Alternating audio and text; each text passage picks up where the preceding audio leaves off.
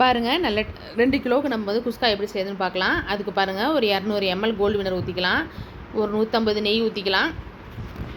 பாருங்கள், பட்டை, கிராம்பு, ஏலக்காய்லாம் ஒரு 4-5 நம்பரில் சேர்த்துக்கலாம். அடுத்து பாருங்கள், பெரிய வெங்காயம் ஒரு 6 பெரிய வெங்காயம் இருந்து வச்சுருக்கேன், அதையும் சேர்த்துடலாம். பச்சை மிளகா 5-6 பச்சை மிளகா போடுறேன்.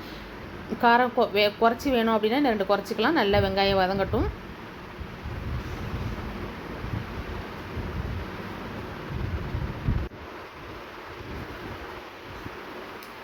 அடுத்து பாருங்கள், இஞ்சி பூண்டு பேஸ்ட்டு சேர்த்துடலாம்.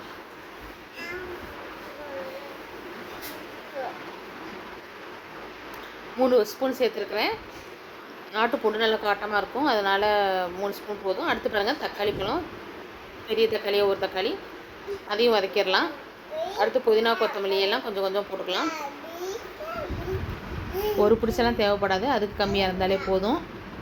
கொத்தமல்லியை விட புதினா கம்மியாக போட்டுக்கலாம். பாருங்கள், நல்லா வதக்கிடலாம். நல்லா எண்ணெய் மிதந்து வரட்டும். உப்பு தேவையான அளவு சேர்த்துக்கலாம்.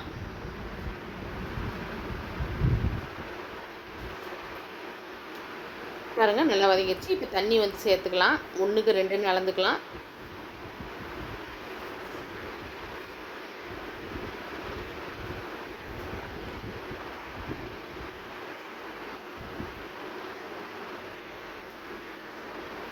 தண்ணி அளந்து ஊற்றி தண்ணி மூடி போட்டுடலாம்.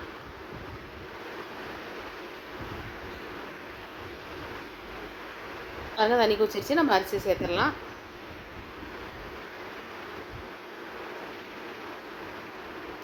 அரிசியை கழுவிட்டு நல்லா 1/2 மணி நேரம் ஊற வச்சிடணும். அதுக்கப்புறம் தான் நம்ம வந்து இதில் சேர்க்கணும்.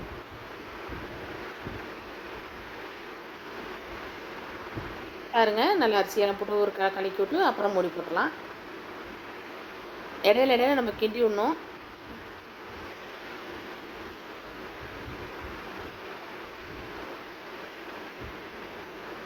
இப்போ பாருங்கள், தண்ணி கொஞ்சமாக இருக்கும்போது நம்ம நல்லா பரட்டி விட்டு தம்மில் போட்டுடலாம்.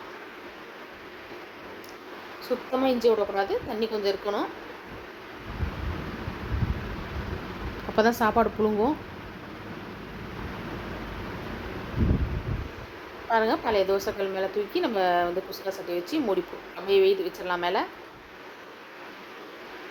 நல்லா ஒரு 15 நிமிஷம் அப்படியே இருக்கட்டும்.